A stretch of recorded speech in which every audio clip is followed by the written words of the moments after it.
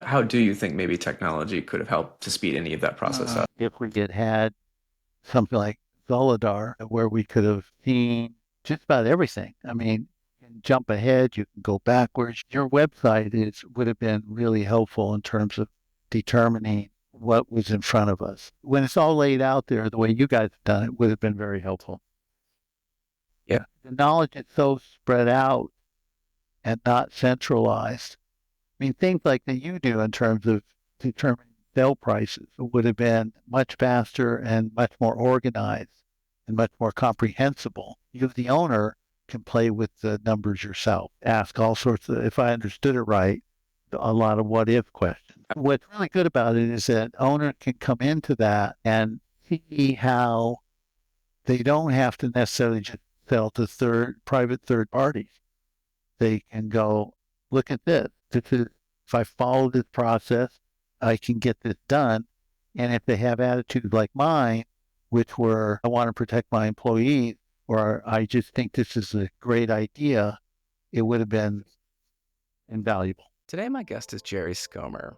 Jerry is the former owner and president of Alternative Technologies, where he led a thoughtful and values-driven transition to employee ownership via a worker cooperative.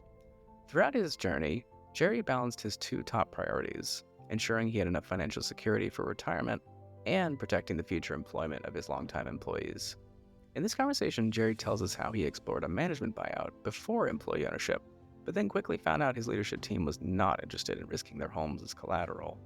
He also shares how he navigated the complexities of learning his business's value, from trying to understand terms like EBITDA and multiples with the help of his CPA, to ultimately realizing that valuation is a market-driven proposition. Check out the show notes where we've defined all the terms used in this conversation. What was Jerry's greatest challenge? Learning to trust the process, letting go of control, and trusting his team to take on greater leadership, even when their approach felt less agile and more risk-averse than his own. If you enjoyed this podcast, don't forget to subscribe and follow it on your favorite podcasting app or YouTube. It's the best way to stay connected and helps the show tremendously. With that, I bring you Jerry Skomer of Alternative Technologies. Let's ride.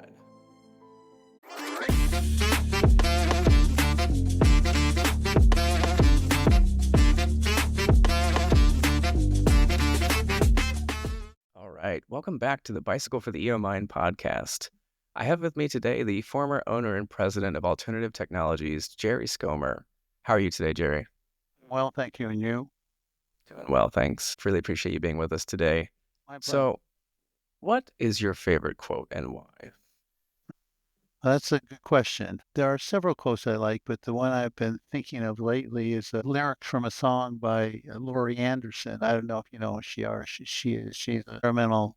She was an experimental musician, married to Lou Reed for a number of years. She wrote a song called Ramon, and the song is, what I like about the song is maybe the most compassionate lyrics I've ever read in any song. It really exemplifies something or a standard worth living to. And I think in today's climate, with everything going on over the past few months, this song has resonated with me, and it goes something to the effect, well, this is just one lyric. I'm not going to do the whole song. God knows I'm not going to try to sing it. So anyway, but the song, the lyric, the stanza that I like says, so when you see a man who's broken, pick him up and carry him.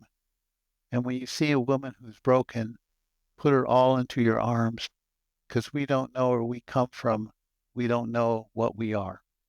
And I've always found that we don't know where we come from and we don't know what we are. And I really do subscribe to that attitude that you can spend a life worth learning things, but in the end, there's a mystery to life that we don't know what we are. We may as well be kind when we see somebody who needs it. Well, yeah, I think through a lot of the story that we'll get into today, we'll see how that kind of flows through your approach as a business owner. Yeah, so to kind of get us into that story, what exactly prompted you to think about selling Alternative Technologies? Well, primarily as I aged, it was more difficult for me to work as many hours as I used to work. And so I would say it's age related that I needed to slow down. And so I did. And I put plans in motion to get me out of the business. Yeah, and what were some of those like sort of top of mind considerations as you were starting to think about that? Well, money was one. I had to make sure I had enough to retire, although there's never enough, but I had certain minimums that I had run my own budgets on. And next, and equally important to that, if not maybe even a little more important, was protecting my employees from a potential buyer who might throw them off out of work. I had had staff who worked for me for over 25 years, and the thought of them being laid off at a late stage in their own lives was difficult for me to countenance. And so I wanted to, if I could, do something to protect them. Yeah, so with those two kind of priorities in mind, making sure you get a fair price for yourself and your retirement goals, but then also protection of your employees, what were some of the actions you took to plan your exit? Well, it was a scattershot approach at first. I hadn't really thought a lot about it. I'll be honest with you. I was always working hard, never really thinking much about my upcoming retirement. But the first thing I did was contact colleagues who had sold their business.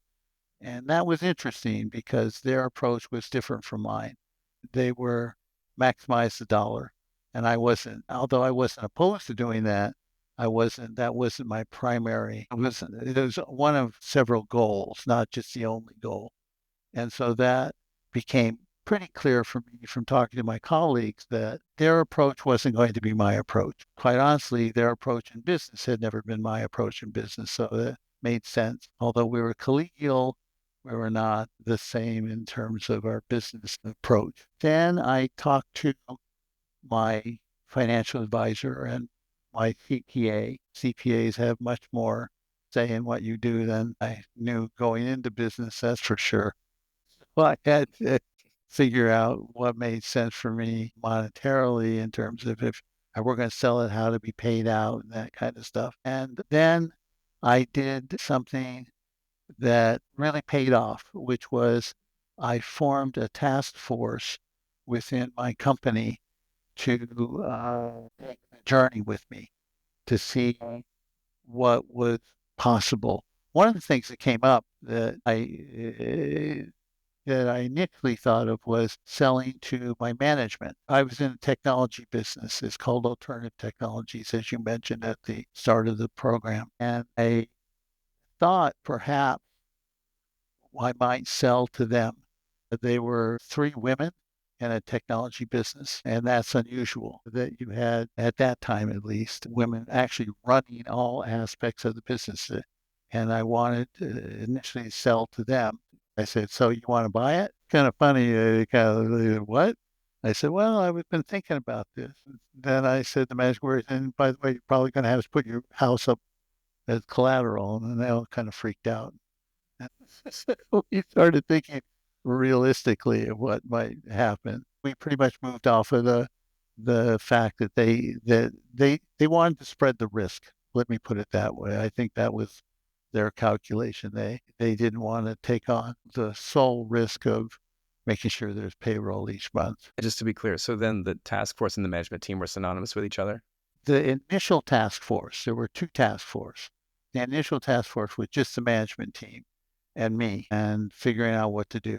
And then once we came into the employee ownership model and we talked about that and we did some initial exploration of that, we then formed a larger task force of 7 people within the company who became the leaders for the employee ownership co-op. They became the forerunners of the co-op, and we worked 2 years, for God's sake, on it. I can hear a little bit of feedback that maybe was a bit longer than you wanted it to. Well, we were in the middle of a pandemic, so that didn't help. That slowed everything down. It was a mess, just in terms of business. And as you probably remember, I mean, it's like the entire economy was almost froze, and it was dicey times. So I'm trying to sell. The economy is frozen, and so it just slowed things down immeasurably. So for these 7 folks that came together, it's kind of what united them, that they had all exhibited leadership qualities. Is that what you were thinking about? Well, I chose them. I actually went through thinking about the different departments and trying to pick somebody from each department so that there was representation from sales, from tech support, from admin, things like that. And I tried to choose people who were, well, I have to say it's smart. That helps. Yeah, there are a lot of good hearts, but in something like the sale of a business, you got to get some savvy staff people to represent the interests of their departments and the company that they're going to own. And so I was careful in people I chose. And I also people I was interested who could work together. So it was a fairly delicate process, more delicate than I thought. And it worked. There was only one person who had, I wouldn't say time constraints, but that's not how he wanted to spend his time because the resources that we put into it were an incredible number of hours. I allowed, and not even, well, I don't know if that's the right word, but we had business hours during the day. So that took away from 7 people out of 40 spending hours a week figuring out how to employ, how to buy the business was a pretty significant investment on my part because it really did affect the bottom line. But anyway, in the task force, only one person couldn't deal with the detail of the conversions because there are a lot of them. Absolutely, yeah. And we'll get into sort of the working with finding a consultant, working with a consultant. But yeah, so you mentioned the pandemic. I wanted to sit there for a moment. So you mentioned the economy freezing. It seemed like it had a fairly polarizing effect on the economy, right? That many businesses either like sort of took off in some way because of the pandemic. I imagine as in the technology space, you're probably more in a position to do better because of the pandemic. Is that fair? No, it not. No, that wasn't my impression upon with my colleagues or anything like that. Um, our niche, and this is the reason I think my company was successful, was the nonprofit world. And the nonprofits were scared, and people had stopped giving to the nonprofit. And so there was the technology needs, though were still the same. And in fact, as you point out, they had shifted a little because they shifted from going to the office to working remotely. It wasn't an atmosphere where people wanted to spend money. In fact, if anything, they were freaked out and wanted to pull back and wait and see. But we were able to straddle the precipice. And by that, I mean, um, we had enough support from the PPP program and things like that that the government put in place to keep all our staff on board. We didn't lose anybody during that time. So we came out of it and but the planning and the economy was dicey for us. Yeah, and part of the reason I wanted to get into that question is because something we think about a lot at Zolidar is, within our sort of indicative valuation, we have a tool called the AHA Planner where we're talking about, sort of first snapshot value of a business. I Yeah. was curious if, did you have a tool in this time to be looking at the value of the business? And if so, was it impacted by the Yeah, pandemic? that's called the grapevine. Everybody tells you how to do it. As you know, I mean, you know better than I do. Right? I've seen your website. It's fabulous. I wish I had had it, frankly. And so at the time, I asked my CPA, I go, what's this thing worth? I had no idea.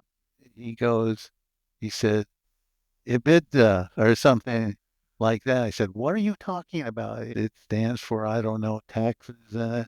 It's your profit margin before you have all sorts of taxes and things that you have to factor out. And so that reduces your core net worth.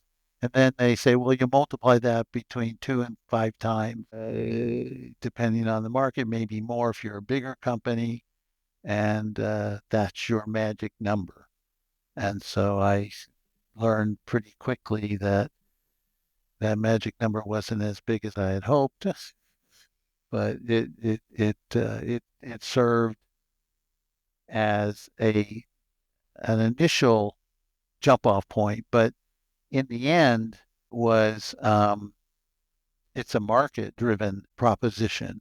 I mean, I had contacted, just to be thorough, I'd contacted an outside consultant who sold businesses as people normally do, as either merger and acquisition or just to sell to some other party who wants to buy your business. And he had all sorts of ways of thinking about it. And then the number was, well, at one point there was a range, and he just said, "Well, whatever we can sell it for." So it was kind of weird. Right? Because we would hope like, oh, it's like a house, right? So it's like, this is what the price is, right?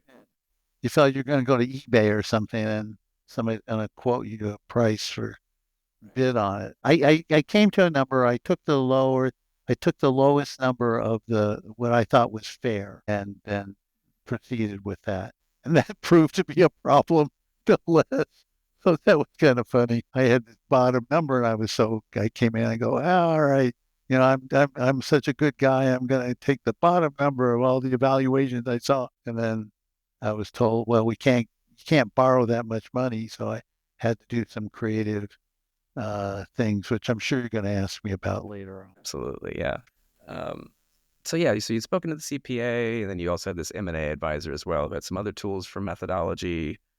So those were the two key tools you had. Is that right? Yeah, and colleagues. Okay.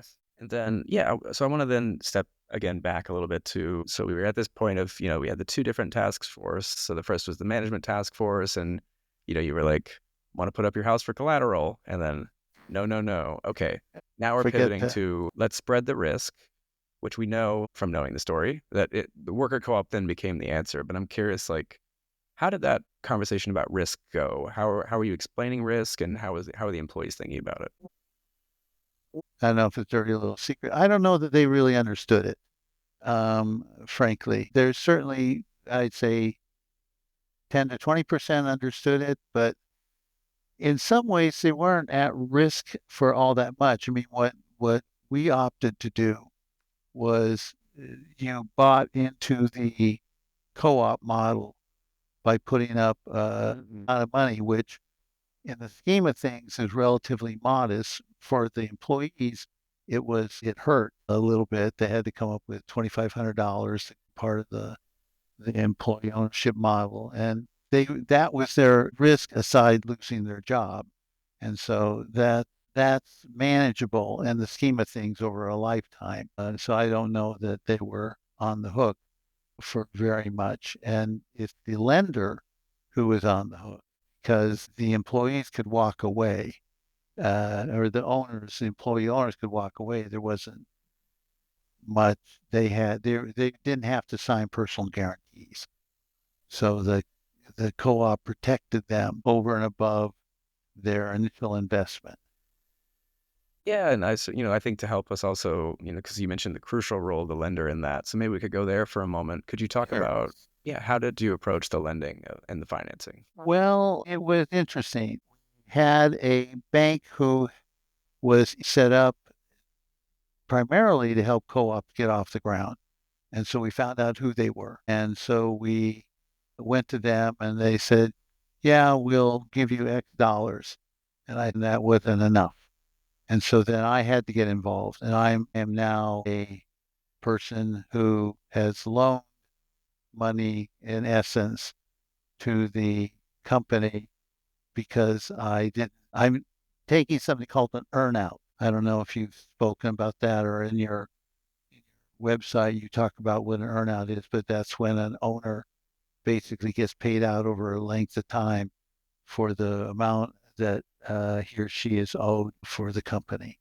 So when you have the earnout amount that that the company will pay me, and add that to the bank initial loan, that's how we finance the sell. Yeah, could you, if it's okay, could you Sure. put that in sort of like in terms of percentages of what that price ultimately was? So how much banking? I have to think about that. That was like probably two-thirds, one-third, two-thirds from the bank, one-third from me.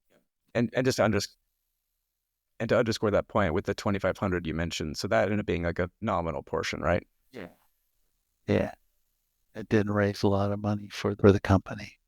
And that's the interesting thing. You have to really, when you go this route, the one thing there are a lot of deep pockets around. And so it get a little bit hairy. Or really what it is that the owner sometimes has to take on more risk than they were necessarily initially calculating. I mean, I wanted to walk away, frankly. I wanted all my money. I wanted to walk away and wish them well. But now I am still involved. In fact, tomorrow I give a speech at the end of a all staff meeting to say goodbye to a staff person. And I didn't think I'd still be involved. I'm on the board of directors for the co-op, but I placed myself on the board. I actually required it as part of the earnout. I says, I'm going to owe you that much money, or you're going to owe me that much money, then I need to be on the board. I need to at least have, and I have, in my situation, I was a little bit rough, requested and, well, demanded that I get veto power over management hiring. That's during the period of the earnout. Yeah. Well, nah, I only took 3 years. You can't. I don't want to be on for 6 or 7 years. The earnout, it's gonna last. And that's a risk. Yeah. But that if they make it 3 years, which I'm sure they will, then it shouldn't be a problem. Yeah, long enough to get used to some of the change in governance and all that. Yeah. Yeah. And just to linger for a moment on that 2,500. So were you a part of that discussion of how 2,500 became the number? No. Actually, I was and I wasn't. Throughout the process, I allowed the team, the task force, to make the decisions. I just had to be told what they were. In other words, they needed to construct their own co-op. They needed to buy into that co-op, both monetarily and philosophically. I didn't want to have my fingerprints all over it. They did it. They worked really hard. They worked, like I said, during business hours, so that was an expense that I shouldered. But it worked in the sense that it wasn't something that I constructed. It was their baby. Okay, so you've done a couple of, you spoke to your CPA, you got a number, you're like, oh, not sure. You engaged this other consultant who's an M&A consultant, looked at the couple of different methodologies, and you got a range, and you're like, I'm going to take the lower part of that range, and you're going to come up as the knight in shining armor. You're like, I took the low number, and they're like, nope, that's not going to work. So like limbo, go lower. Yeah. You're like, you feel like you kind of can't. So like, how did that conversation go with this forming worker co-op and back and forth? Well, I have to say, I mean, if you were to see the company and to see the players in the company, and we're friends, and so it wasn't adversarial. It never broke down. It broke down a couple times. We went There are freak out moments in this entire process.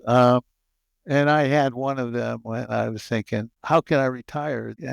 I had thought I come to the zen of it, so to speak, and having to get my payout over the 6 or 7 year period. A happy time for me.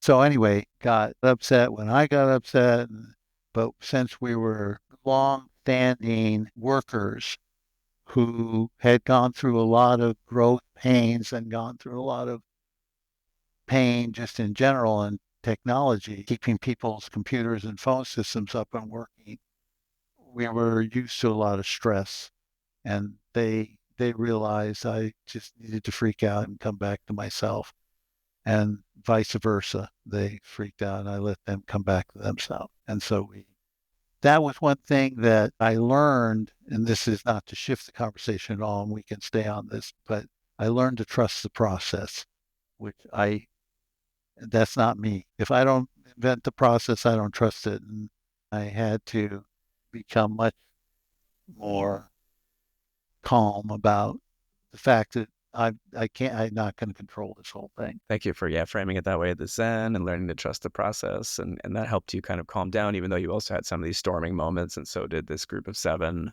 who were sort of leading the transition charge from that side of it. Well, actually, I only freaked out in front of the senior staff, the 3 out of the 7. I at least knew not to take the junior staff and see their leader kind of lose it. Seems thoughtful of you, yeah, which is Yeah, really I don't know.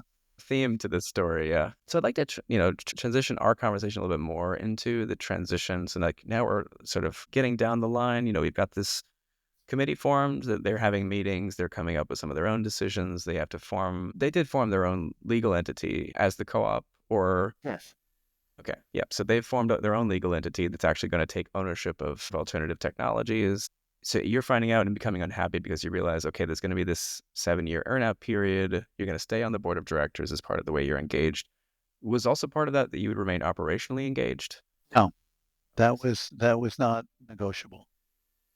So you would just stay at the board And level. frankly, by that point, they didn't want me engaged. Yeah. As much as I delegated authority in general, I was still the bottom line. They wanted, as this was a sign of maturity in my estimation, they wanted to take over. They wanted me to retire. That was a goal of theirs, not because they wanted me out, although that was part of it. They also wanted to see me stop working. How big of a shift was that for you? I mean, so had there previously been a board of directors? Yeah, it's president, treasurer, vice president, secretary. Right, depending on the day of the janitor, whatever is needed, right? That was the joke when I was first started the business. I'd answer the phone, and if it was a client I didn't want to talk to, I just said I was a janitor. You are lying. No, I wasn't.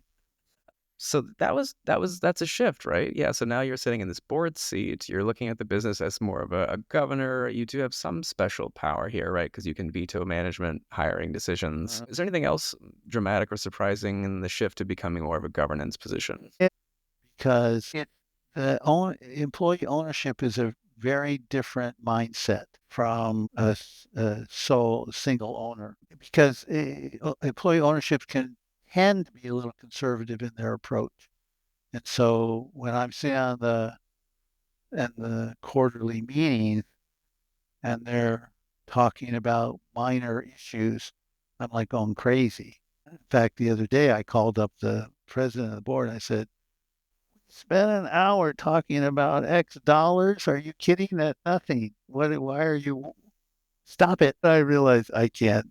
I sent it to him, but I realized that he reminded me, trust the process. We have to go through this in a co-op because of their inexperience and all that stuff. So yeah, it would have been better if I could walk away, but I can't. And so I try not to get too deep into their decisions, unless I think if it's really categorically catastrophic, and then I'll speak up. Then you'll get into some of those powers that are uniquely yours.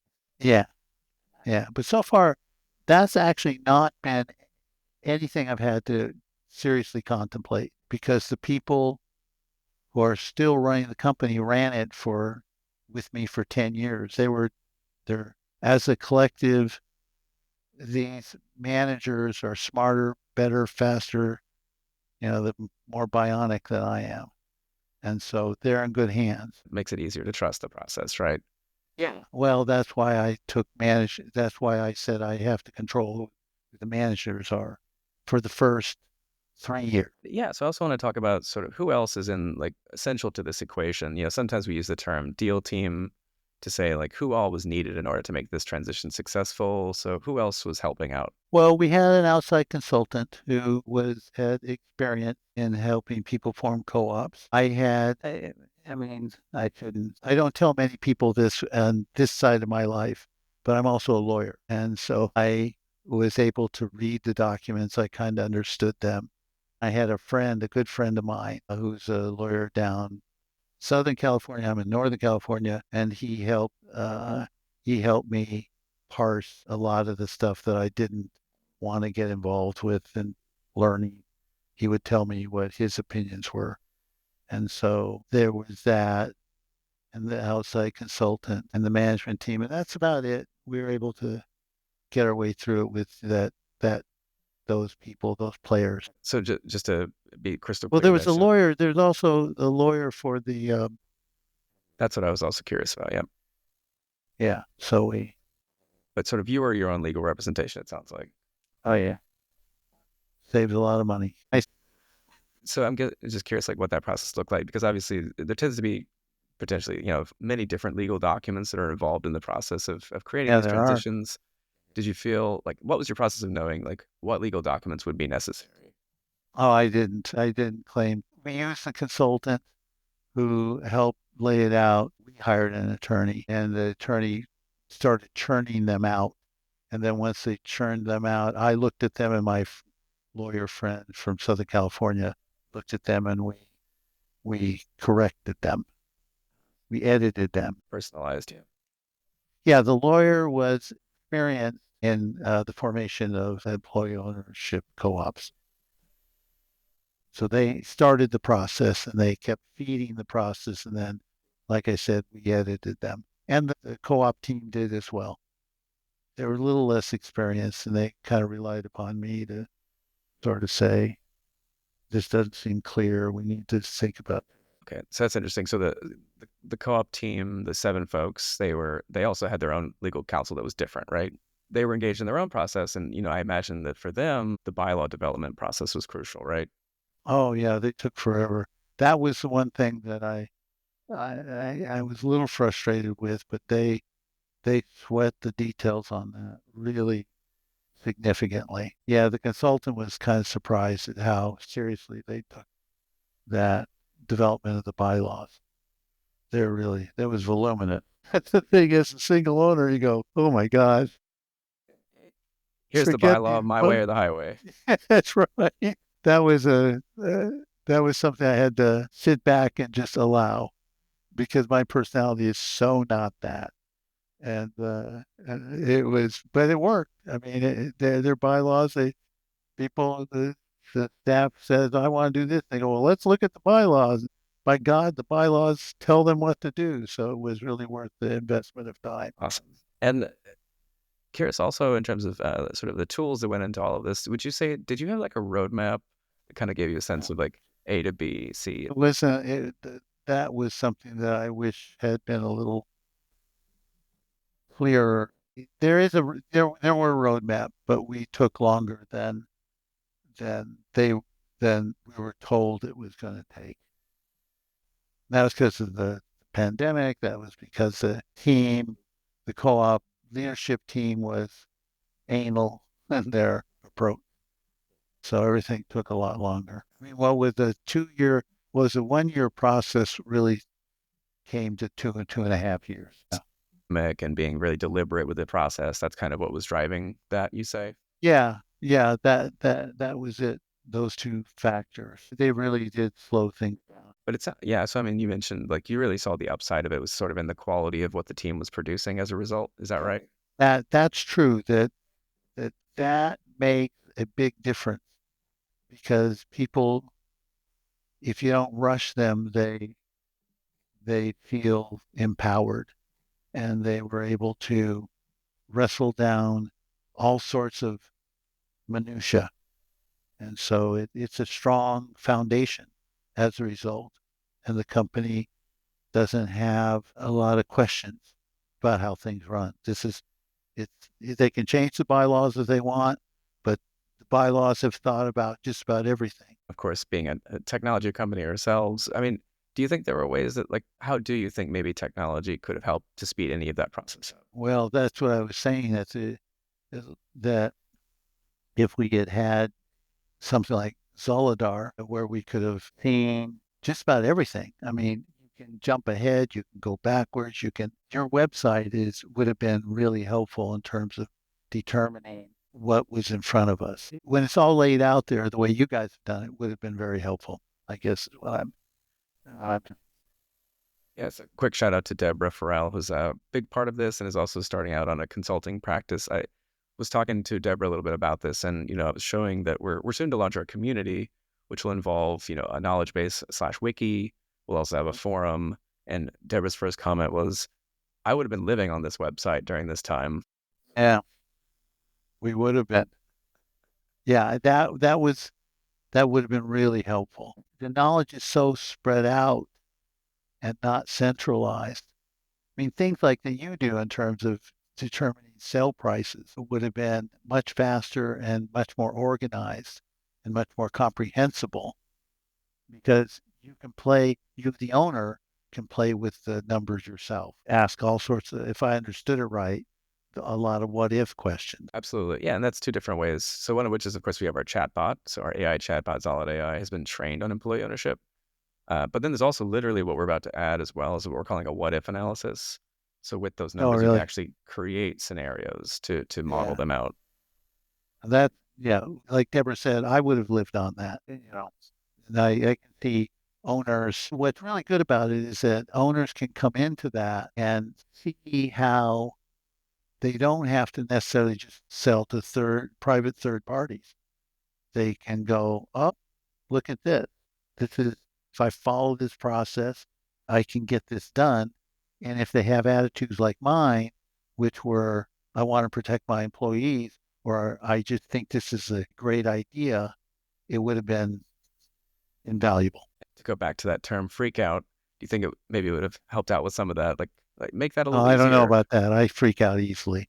But yeah, in theory, that's true. Or for more measured people, more measured owners or calmer owners. Yes, that would have been that. It would have helped the freak out factor. Yeah, and I was sort of curious. It sounds like freakouts and were kind of sometimes arising from, okay, this is taking longer than expected. You weren't going to get exactly the price that you thought you would in the process. Were there any other surprises along the way? Employee ownership has a different mindset than a small partnership or single owner. It really is. And you have to give up your notions about how business necessarily runs and making decisions. And that was on the side, of course, they have to decide things like the bylaws, but it sounds like you're thinking about something bigger as well. Yeah, I'm thinking about entrepreneurial spirit.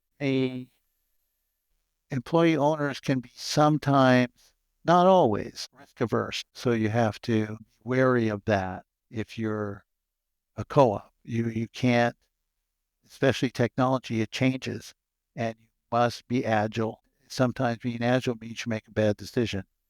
I mean, like ours, I've told them just the other day that I didn't think they were being agile enough, that they needed to be a little bit risk accepting. Yeah. Yeah, and I do see example. We tried to do photocopiers. That was the biggest mistake we ever made, but it was still a risk worth taking because we found out.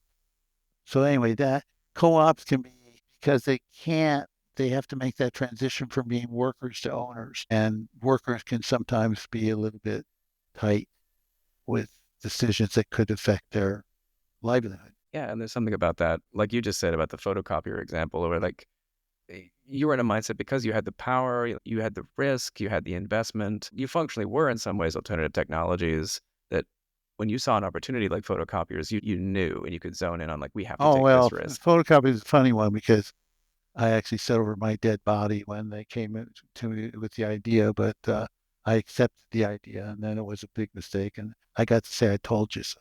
But we still took the risk, and we had budgeted how much we were going to lose, and we lost it, and then I said, "That's it, we're out." The decision to do that, right? That you knew like, okay, this is a risk worth trying. Yeah. Yeah, How do you do co-ops that have, collectively is the question.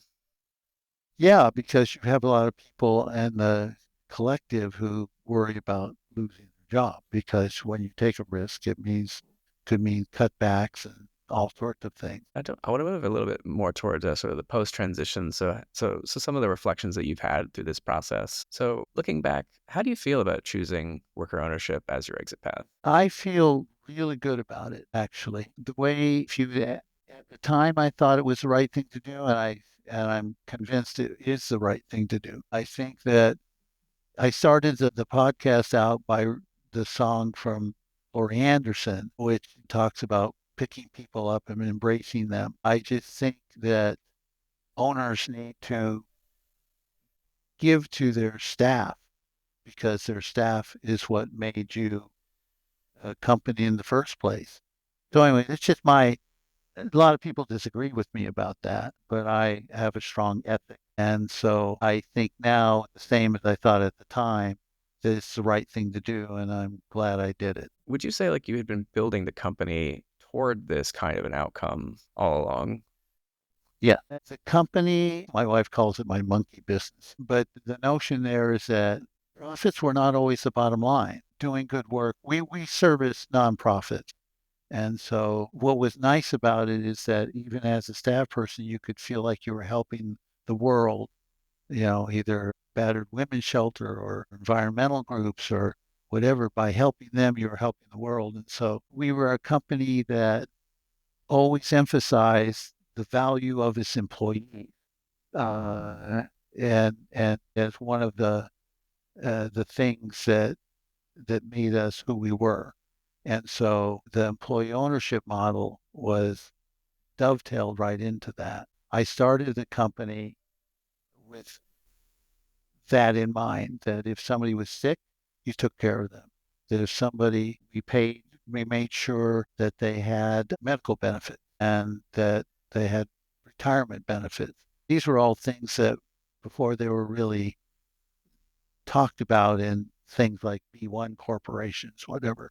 So yeah, I think that without necessarily knowing that I was going to go to an employee ownership model, I certainly was aware that the employees are it's a symbiotic relationship. It's not just me as the boss. They deserve representation and what happens to the company. You'd always had this sense of, purpose as well as profit. Yeah. Yeah, I worked 10 years in a nonprofit myself, so I got schooled in business on that model, which is a little different mindset. Nonprofits have a different mindset than a for-profit. I took a nonprofit mindset into the for-profit world, and then we became an employee ownership co-op. What achievements are you most proud of, and do you have any regrets? The company itself is my most proud achievement. That when I started, I was a person of one, and that we to 40 people. And regret, no, it's funny for all my freak outness. You try your best, and whatever happened, if you tried your best and you were honest about how you dealt with things and people, if it didn't work, then you're not to blame. So I don't have regret necessarily. But Just green energy. It didn't manifest itself. And yeah, that those business risks are the easiest to not care about. I mean, yeah, it's just business and it comes and it goes, but it's how you treat people along the way that matters. So I have no regrets about that. moving to our last couple of questions for closing thoughts, what's the first step you'd advise an owner who's thinking about exiting their business? Well, I've used the phrase "trust the process." That I had to figure out. I don't be afraid of the employee ownership model. It's the right thing to do. So those two things is learn to trust the process. And again, if you don't trust the process, you have Zolidar, who you can sort of figure out what the process is and whether you appreciate what it can bring you. Well, I would still say, probably trust the process, but we can also help to make it easier to trust the process, hopefully. Yeah, that's a good way of putting it. And is there anything that maybe you wish I had asked about your transition that I didn't, or anything else you think the listeners should know? I'd be kind of curious to know if the audience had any things that they wish we had spoken about, but I can't think of any. And that's actually sort of my follow-up there is, is there anything you'd like to hear from the audience if they were to reach out to you, and how can they reach out to you? Oh, they can contact me, call me, email me, that I'm open. I'm pretty friendly. I'd certainly say so. And sorry, maybe you could just also underscore, is there something you'd like to hear, question, just any Oh yeah, questions? sure. I'm a curious person. I'm also a person who likes to help. And so if I can help somebody get to an answer of some sort, I used to teach. In addition to being an ex-lawyer and running the business, the technology business, I also taught and was a tenured professor at the same time. But that's Oh, another story for another time. but it shows you I like to help. I like to teach. So it's always something that's in the back of my mind. So yeah, somebody's got a question they want an answer that I can provide them. I'm happy to help. Thank you so much, Jerry. Yeah, you've been a great help to us, certainly to the employee ownership ecosystem, helping to spread the word about your story, and just exemplifying exactly the quote we started with. So picking people up and putting them into care as you can and as you will. So thank Yeah, you so but I much for don't being know with where I us. came from or where I'm going, but I'm happy to do that. All right, thanks so much, Jerry. All right. Take care. Thank you so much for listening. If you found this valuable, you can subscribe to the show on YouTube, Apple Podcasts, or Spotify. Also, please consider giving us a rating or leaving a review, as that helps other listeners find the podcast. You can find all past episodes or learn more about the show at zolidar.com/podcast. Also, we'd love to feature your voice in an upcoming mailbag episode. Maybe you've got a question for us. Leave us a voicemail at 650-36565. Or if you prefer, send an email to social@zolidar.com. But remember, voicemails make for more engaging episodes. We really do want to hear your actual voice. All right, y'all. See you in the next episode.